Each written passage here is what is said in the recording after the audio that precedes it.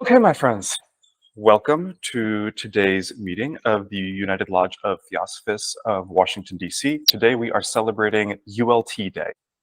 We are going to start with our opening remarks and then move into 3 readings from the writings of H.P. Blavatsky, W.Q.J, and Robert Crosbie, and then we will hear a talk on the overview of the influence of Robert Crosbie, and then we'll have closing comments. So, let us begin with the ULT Day opening comments. Hello, friends. We are coming to you from Washington, D.C. United Lodge of Theosophists. We welcome you to this special commemorative meeting in honor of Robert Crosbie, founder of the United Lodge of Theosophists, who we fondly call RC. Such commemorations are held by ULTs all over the world near the time of RC's passing, which was June 25th, 1919. All ULTs in the world follow the declaration that he presented in establishing the first ULT in Los Angeles, California on February 18th, 1909. The declaration is the same now as it was then, and it says, "The policy of this lodge is independent devotion to the cause of theosophy, without professing attachment to any theosophical organization. It is loyal to the great founders of the Theosophical Movement, but does not concern itself with dissensions or differences of individual opinion. The work it has had on hand and the end it keeps in view are too absorbing and too lofty to leave it the time or inclination to take part in side issues. That work and that end is the dissemination of the fundamental principles of the philosophy of theosophy, and the exemplification and practice of those principles, through a truer realization of the self, a profounder conviction of universal brotherhood. It holds that the unassailable basis for union among theosophists, wherever and however situated, is similarity of aim, purpose, and teaching, and therefore has neither constitution, bylaws, nor officers, the sole bond between its associates being that basis. And it aims to disseminate this idea among theosophists in the furtherance of unity. It regards as theosophists all who are engaged in the true service of humanity, without distinction of race, creed, sex, condition, or organization, and it welcomes to its association all those who are in accord with its declared purposes and who desire to fit themselves, by study and otherwise, to be able to be better to help and teach others. The true theosophist belongs to no cult or sect, yet belongs to each and all. The form, signed by associates of the United Lodge of Theosophists, being in sympathy with the purposes of this lodge, as set forth in its declaration, I hereby record my desire to be enrolled as an associate, it being understood that such association calls for no obligation on my part other than that which I myself determine." R.C. molded this declaration from the writings of H.P.B. and W.Q.J. He rescued pure theosophy by establishing ULT along the lines laid down by H.P.B., the creator of pure theosophy, and W.Q.J., preserver of pure theosophy. To present theosophy continually is our self-assumed work as we pass on the message transmitted to us by H.P. Blavatsky and W.Q.J. We are able to do this because R.C. revived the original teachings as they are presented by H.P.B. as messenger of the masters and W.Q.J. as staunch co-worker. ULTs throughout the world have kept this message alive to this day since R.C. led the establishment of ULT in 1909. It is an act of faith, as R.C. says, among many or few who may be interested in theosophy. Here and there will be one who may wake up. Therein lies hope. And those who are interested enough to merely listen or to read with attention will get something in the way of a trend that may someday develop. If we keep trying in all proper ways and means open to us, something will come from such mutual endeavors. R.C. is remembered as the friendly philosopher. The fruits and nature of R.C. and the ULT have kept the genuine Theosophical movement alive in the world. At a period in this dark cycle, when it would surely otherwise have perished. For this, R.C. deserves the lasting gratitude of all students of theosophy and lovers of the message of the Masters of Wisdom. Those seeking to be truly in accord with nature's law of universal brotherhood are invited to help us in the work of keeping the link to the teachings unbroken. These teachings provide a foundation for those who would be co-workers with nature. We will now have readings from the writings of H.P. Blavatsky, W.Q.J, and Robert Crosbie, and a presentation on Mr. Crosbie's contributions to Theosophy. And start us off with reading number 1 from the writings of H.P. Blavatsky. The beacon light upon which the eyes of all real Theosophists are fixed is the same towards which in all ages the imprisoned human soul has struggled. This beacon, whose light shines upon no earthly seas, but which has mirrored itself in the somber depths of the primordial waters of infinite space, is called by us, as by the earliest Theosophists, divine wisdom. This name, wisdom, or as we say sometimes the wisdom religion or theosophy, is as old as the human mind. The title of sages, the priests of this worship of truth, was its first derivative. These names were afterwards transformed into philosophy and philosophers, the lovers of science or of wisdom. It is to Pythagoras that we owe that name, as also that of gnosis, the system of the knowledge of things as they are, or of the essence that is hidden beneath all external appearances. Under that name, so noble and so correct in its definition, all the masters of antiquity designated the aggregate of our knowledge of things human and divine. Theosophy, being the way that leads to truth in every religion as in every science, occultism is, so to say, the touchstone and universal solvent. It is the thread of Ariadne given by the master to the disciple who ventures into the labyrinth of the mysteries of being, the torch that lights him through the dangerous maze of life, forever the enigma of the Sphinx. But the light thrown by this torch can be discerned only by the eye of the awakened soul, by our spiritual senses. It blinds the eye of the materialist, as the sun blinds that of the owl. Belief in the masters was never made an article of faith for Theosophists, but this is what one of them wrote in a letter preserved to this day. Quote, Theosophy must not represent merely a collection of moral verities, a bundle of metaphysical ethics epitomized in theoretical dissertations. Theosophy must be made practical. It has to find objective expression in an all-embracing code of life, thoroughly impregnated with its spirit, the spirit of mutual tolerance, charity, and love, unquote. It is only Theosophy, well understood, that can save the world from despair. By reproducing the social and religious reform, a task once before accomplished in history by Gautama the Buddha, a peaceful reform without one drop of blood spilt. For many a long year, the great orphan humanity has been crying aloud in the darkness for guidance and for light.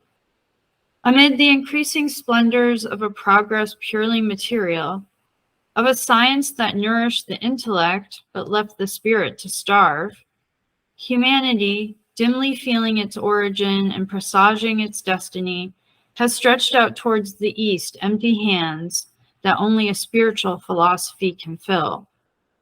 Only the masters of Eastern wisdom can satisfy at once the intellect and the spirit, can guide humanity safely through the night to the dawn of a larger day. Thank you. All right.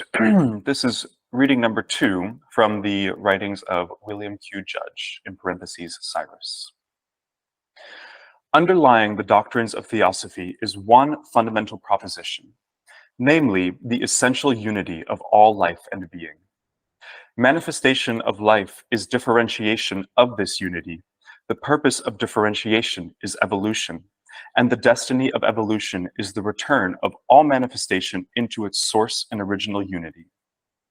Of the manifestation of life, there are 2 phases, poles or aspects: the descent of spirit into matter and the ascent of matter into spirit. The infinite variety of gradation in development between these two poles marks the degree of differentiation from the unity in its downward and upward course. Theosophy is not a new invention, but the essential underlying truth of all philosophies.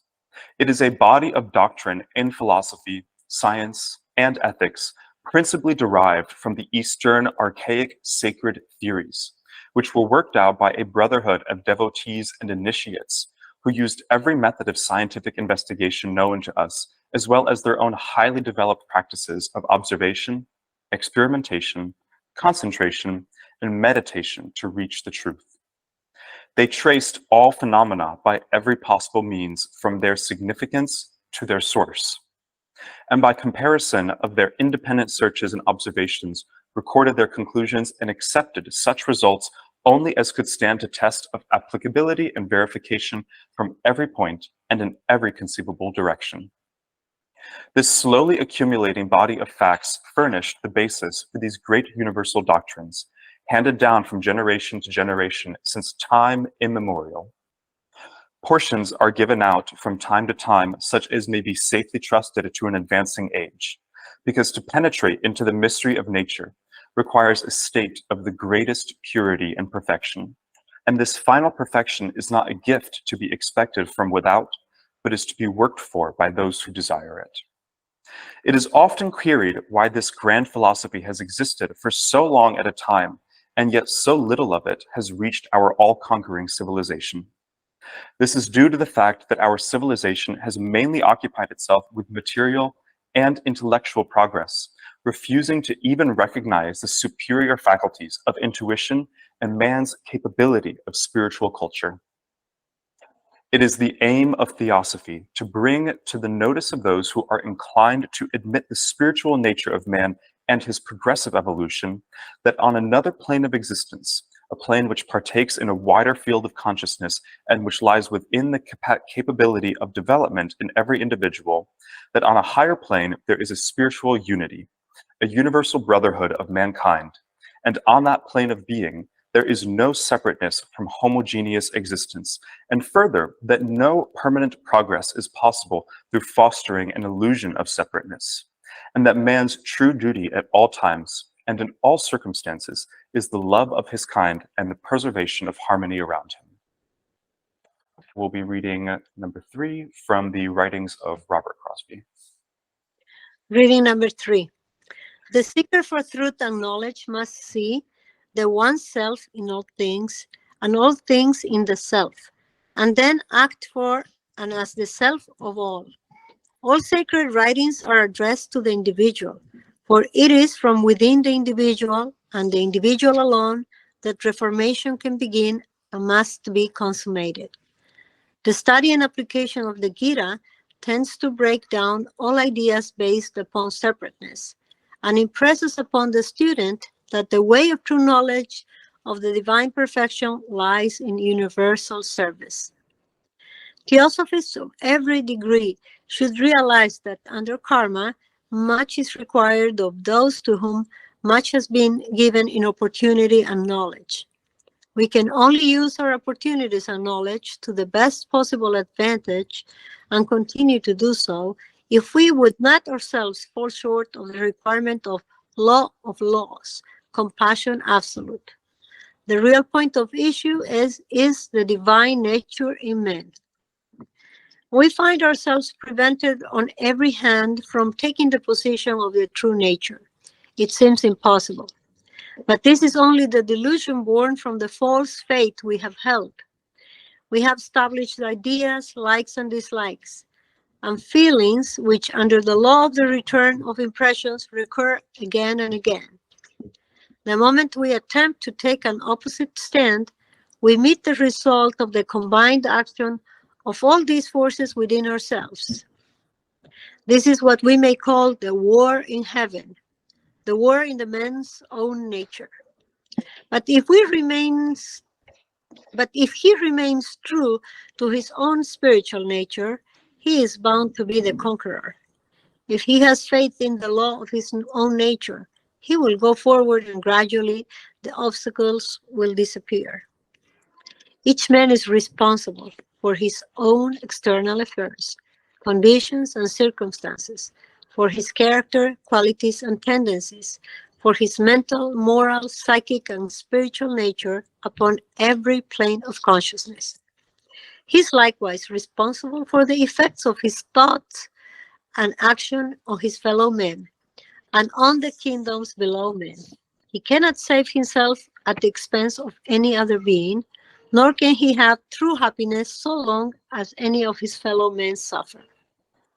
As he is a self-conscious being with the power of acquiring qualities and of manipulating the lower natures, it devolves upon him to understand the nature of all things, that he may use them beneficently. Only when the feeling of responsibility, which is the beginning of selflessness, moves men to clarification of their minds and to conformity of feeling, thought, and act with the true rationale of life, can this understanding be had. When all our false beliefs or desires and passions, our likes and dislikes, have fallen away from us like cast off garments, and we have resumed that nature of us which is divine, then we shall be able to find a civilization as much higher than this as we can possibly imagine. Thank you. Come on over, my friend. I'm going to give you the microphone. There you are. Thank you. You can take over.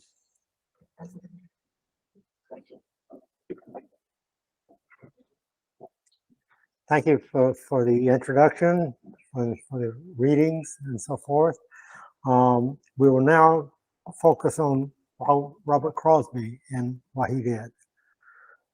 The dedication which led Robert Crosbie to eventually form the United Lodge of Theosophists saved the original and genuine teachings of Theosophy from the oblivion to which they had been consigned by many of Madame Blavatsky's self-proclaimed successors, quote, successors.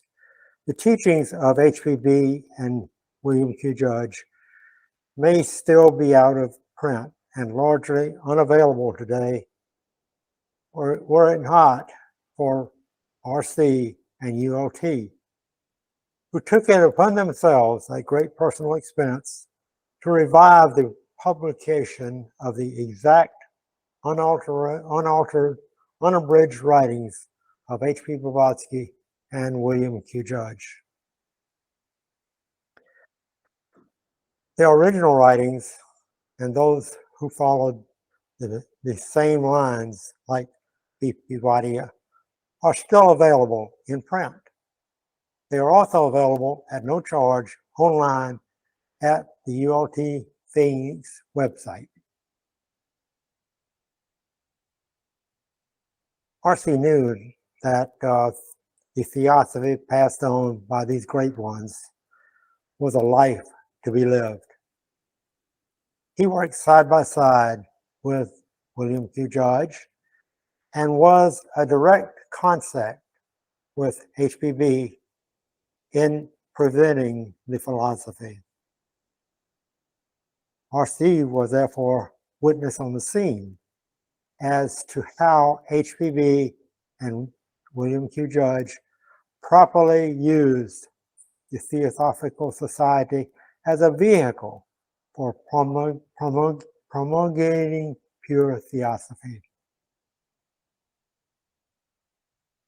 Upon his death on June 25, 1919, at 70 years of age, R.C. was a colleague and assistant of those two great souls who served as the messengers of the Masters of Wisdom and as the teachers of Theosophy for our present humanity.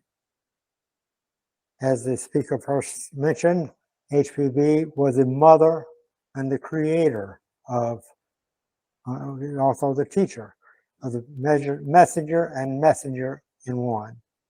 The nature of her work exposed her to the slings and arrows from those selfish interests in religion, in science, and in the Theosophical Society, which were imperiled by her mission or overshadowed by her greatness. During her lifetime, W.Q.J was able to work in comparative quiet and seclusion in that part of the great task which was his. H.P.B referred to him as being the preserver of theosophy. Upon her death, W.Q.J became the target for the attacks on her, only at last to become victim to treachery from within the society. The enemies of the faith are always within the household. R.C. became the regenerator of pure theosophy. There is always one witness on the scene.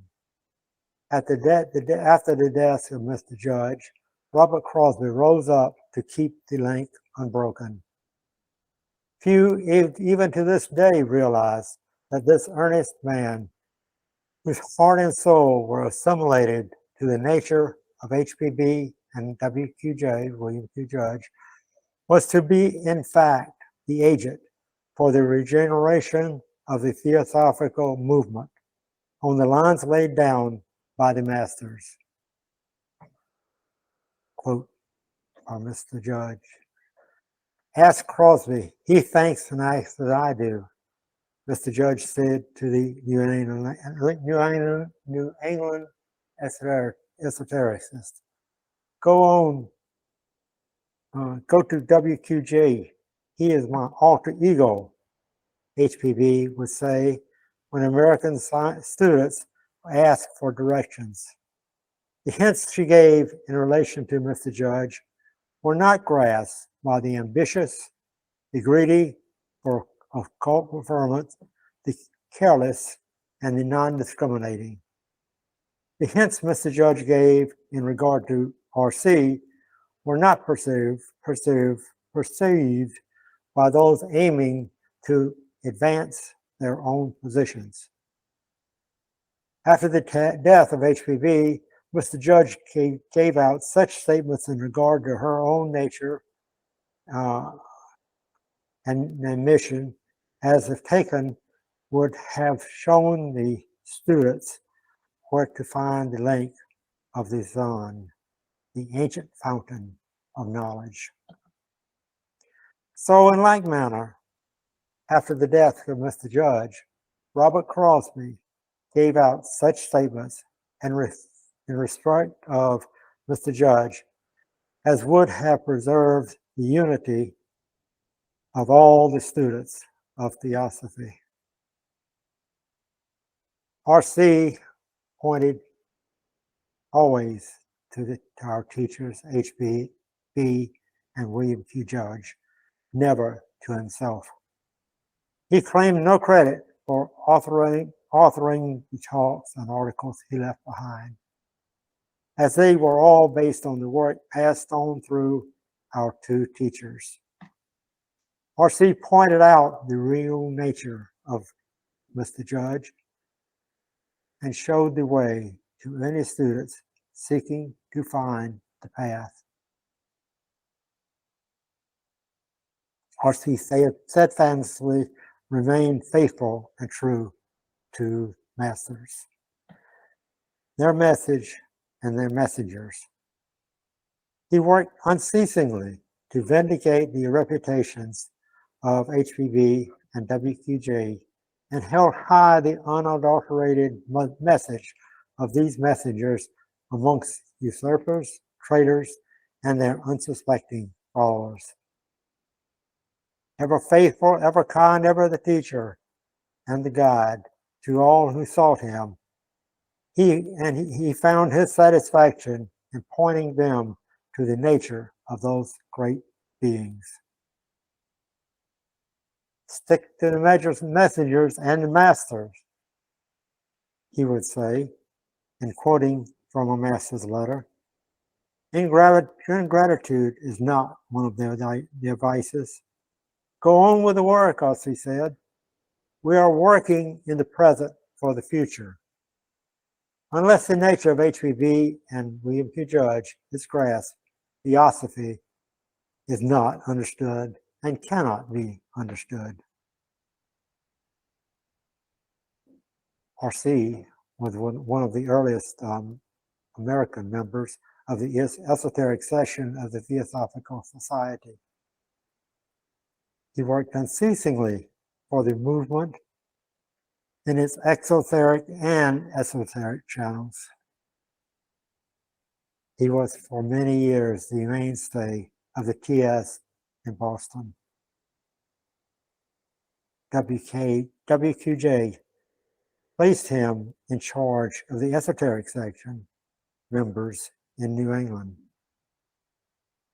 R.C.'s connection with both H.P.B. and W.Q.J was close and intimate, but few ever suspected the relationship to be more than casual and incidental.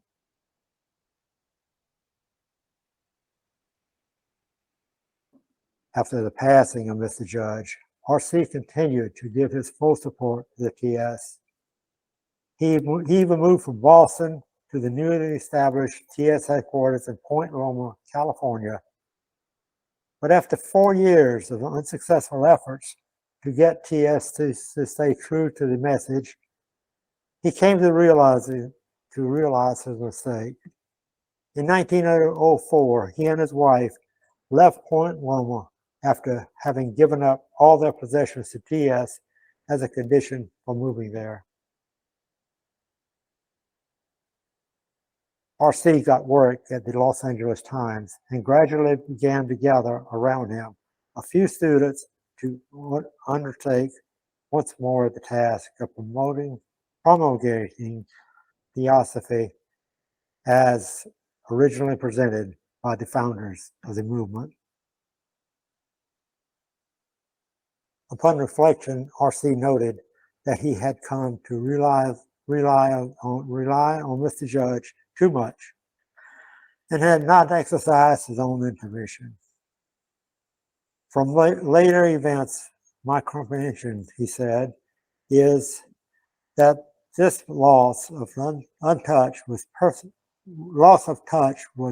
purposely done in order that I might strengthen my weaknesses in that direction.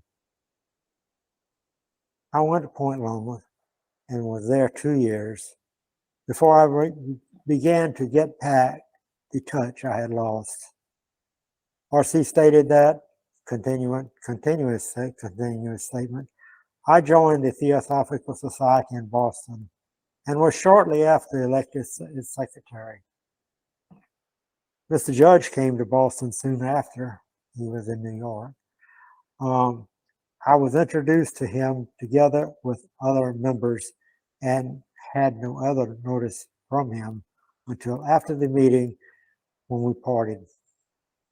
He had got some distance apart from me, and then when I heard him call out, "Good night, Crosbie, I've got you on my list." I said good night, but was much exercised by the rest of his remark. Something, however, happened then. A veil was lifted. A tie was formed, which has never since been broken. My connection with Mr. Judge was intimate on inner lines. These cannot be explained, but to me, they are the only real ones. In 1909, R.C. and a few others established the ULT. Anonymity and impersonality was a defining feature and central method of ULT right from its inception. Throughout the front philosopher by Mr. Crosbie, he makes such statements as these. Our purpose is to draw attention to the teachers and the teaching, not to any others. Hence, it is conservation, safety, to maintain the impersonality of ULT. It is then to the teachers and the teachings that attention has to be called, not to ourselves who are only handing them on as best we can. If attention is attracted to the living workers, it is thereby detracted from the real issue. No room is found here for leaders or authority, or dogma or superstition. Now, possibly, it may be seen what our lodge stands for. The three objects as laid down by H.P.B. and Masters, and along the lines laid down by them, no dogmatism, no personal feelings, no spiritual authority. In this way, true discrimination is gained, and the base of all spiritual movements, authority, dogmatism, and their corollary, personal followings, are avoided.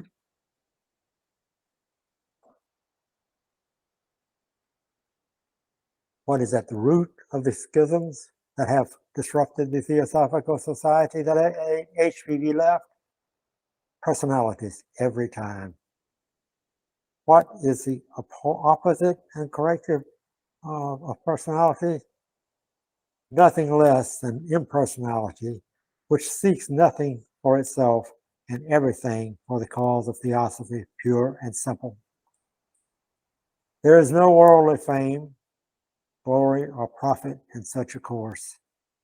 Yet it and it alone removes every obstacle that might intervene between the message of Theosophy and those who desire to study and apply it on its own merits. It has been said that R.C. was so quiet and unassuming, even at the ULT Lodge in Los Angeles, that very few who met or saw him ever knew or realized that he was actually the founder and driving force of ULT itself. All his talks and study classes were presented without mention of a reference to himself and his role, and his articles were all published anonymously, without any name or signature attached. He never wrote or published any books himself. It was only after he had passed away that his written articles, talk transcripts, and some of his letters were published in book form under his name. These several books are titled The Friendly Philosopher, Answers to Questions on the Ocean of Theosophy, and Universal Theosophy. Also, Mr. Crosbie wrote the last 11 chapters of the notes on the Bhagavad Gita. In order to complete the series started by Mr. Judge, who had written the first 7 chapters before his death. R.C. was editor of the Theosophy magazine from 1912 to 1919, and editor of the History of the Theosophical Movement from 1875 to 1925. He was also editor of Because for Children Who Ask Why, and set the children's songbook to music. R.C. made a point of being well dressed himself and stressed to all workers on this point so that Theosophy might not be rated by poor personal appearance. R.C. sometimes used to say that the ULT is of semi-esoteric nature, meaning that it is more than a mere external physical plane association, but has roots that run much deeper. It is, in essence, a school of Theosophy, with the only teachers being H.P.B. and W.Q.J. Everyone in the ULT is a student. None are teachers. Its sole guiding and governing document is its declaration. Very little of the wording of this declaration that RC established in 1909 was from him. The majority of it is a compilation of statements by H.P.B and W.Q.J. He emphasized that the way to get into the current flow, which flows from these two messengers of the masters, is by a sincere study and application of all the priceless teachings they left for us, including the spreading of Theosophy for the help and benefit of humanity. R.C. lived a life that all might emulate. He was one of the unknown soldiers in the army of those who lived to benefit mankind, who strived for the redemption of every creature from the bonds of conditioned existence. Some may concluded that it was at the direct inspiration of H.P.B and W.Q.J that R.C. eventually established the ULT, an act which resulted in the restoration of the genuine Theosophical Movement, faithful to the original lines, which the Masters and H.P.B has so frequently emphasized. ULT continues to present, promulgate, and promote the original teachings of genuine Theosophy, or in other words, Theosophy as it was originally given to the world by the Masters and the only one who they ever called their direct agent, H.P. Blavatsky. During 1894 to 96, Mr. Judge was attacked, exonerated, and later persecuted again by those who did not understand his position, which, like that of H.P.B, stood for Theosophy. They used the TS only as a vehicle for its dissemination. Mr. Judge stated, quote, "The unity of the Theosophical Movement does not depend upon the singleness of organizations, but upon the similarity of work and aspiration, and in this we will keep the link unbroken." These were the H.P.B's last words. The fruits and nature of R.C. and the United Lodge of Theosophists are plainly evident for all to see. They have kept the genuine Theosophy and the genuine Theosophical Movement alive in the world at a period in this dark cycle when it would surely otherwise have perished. For this, R.C. deserves the lasting gratitude of all students of Theosophy and all lovers of the wisdom and message transmitted by H.P.B and W.Q.J. P.P. Wadia became familiar with ULT a few months after the death of R.C.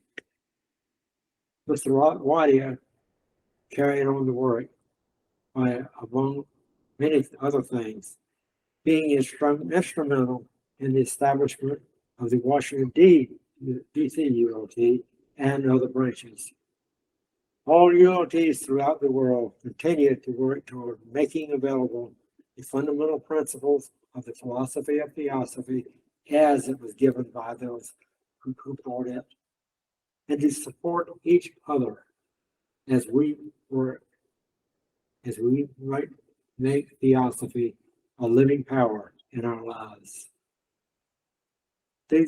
Those seeking to truly understand and be in accord with nature's law of universal brotherhood are invited to unite with us or your local ULT in the work of keeping the link unbroken for the benefit of all.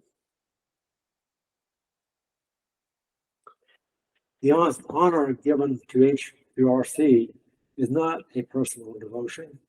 It is recognition of gratitude for services which might have been the part of anyone who saw us as he did, and who was born the same determination. RCD did only what is possible for every soul, but in him the possibility became an actuality. To reverence the name of our and character of Robert Crosbie is to pledge allegiance to practical work for humanity.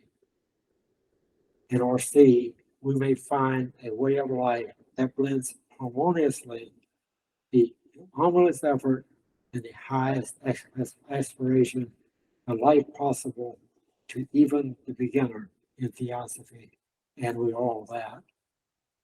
The test of a disciple lies in the direction he leads those that know still less than himself toward or away from the philosophy brought by the teachers. The Declaration of the United Lodge of Theosophists is a record of direction taken and given, unchanging substance or in spirit. Some more partial matters relating to R.C.'s involvement in theosophy. R.C. was born on January 10, 1849, in Montreal, to Scottish parents who met and married in Canada. He was invited to join the Presbyterian communion at age 16, but considered himself still unfit. He determined to seek the truth, which must be knowledge, and which was to be found in due course by seeking it. He had questions about life's object, pain, sickness, death, mercy, justice, fate, and found that the religions around him offered no satisfactory answers when he questioned them deeply.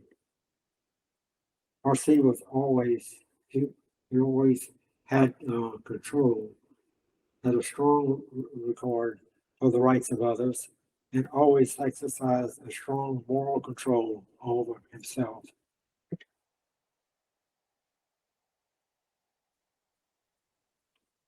R.C. and a partner started a business in Montreal. Soon after, his partner also became his father-in-law. The partners sold their business in Montreal, moved to Boston, and established a similar business there. In 1887, R.C.'s partner brought him news of the proposed establishment of a branch of the TS in Boston. The word Theosophia suggested much to him. R.C. went to the first meeting and joined the TS immediately. Judge frequently came to visit to Boston and stayed at the Crosbie household. And Crosbie frequently went to New York to visit with him. On Mr. Judge's suggestion, R.C. wrote directly to H.P. Blavatsky. Until the departure of these two teachers, the connection was unbrokenly maintained between him and them. R.C.'s personal situation with his wife worsened as he got more involved in theosophy, and a legal separation was agreed to. At the time of his divorce, R.C. is said to have sold his business interest and turned the proceeds and their house over to his wife. R.C. then started a new business of his own. He married his second wife in 1900 in Manchester, New Hampshire. She and his future daughters stayed by his side through the establishment and beyond of ULT. R.C.'s burdens through many years in addition to his enormous workload. And he was also constantly at the service of the hundreds of students who sought his wise counsel in their many problems. He attended personally to an incessant stream of correspondence from unknown inquirers. He came in some unknown ways to learn of him and to seek his kind advice and suggestion. He never denied his help or gave freely without stint or limit. Burdened with his total of advancing years, his frail body could no longer sustain the increasing demands upon it. He died as he had lived, calm and serene, with no word of complaint, during the days of intense suffering that preceded his release. Marcy's last article. His Theosophy, a Progressive System of Religion, in July 1919. It reiterates the position that Theosophy is not constantly changing set of ideas, but a consistent and complete body of knowledge to be studied, applied, and promulgated as originally presented.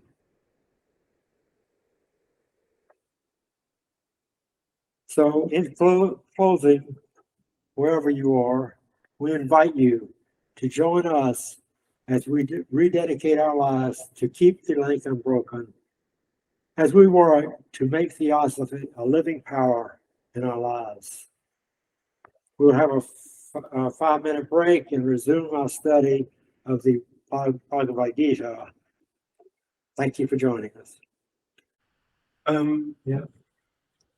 Just a question for you. There's a lot of talk about dissent from within the movement and about enemies, spies, people trying to come after. Yeah, a tremendous amount of that. Are there records of what the nature of the dissent was, of what the nature of the conflicts were? Yeah. There are, okay. Yeah, there's better records of it. Probably not all of it. Right. But there was Andy Messert who was involved in taking the movement in a different direction, and others, including that the person that became the head of the movement after Mr. Judge, and why she was chosen. There never was a record as to why she was chosen. It's also said that she was a psychic. He had been only with the Theosophy for a year, something like that. So anyhow, if there's a record of that, they never says why New York people decided that they would choose her as their replacement. It was said by them that in the esoteric records there was a mention by Mr. Judge that she was to be his replacement, but that was never shown. So, but there was a lot of dissension, and like Mr. Crosbie said, it's personalities every time. So that's why we don't use each other's name when we present this.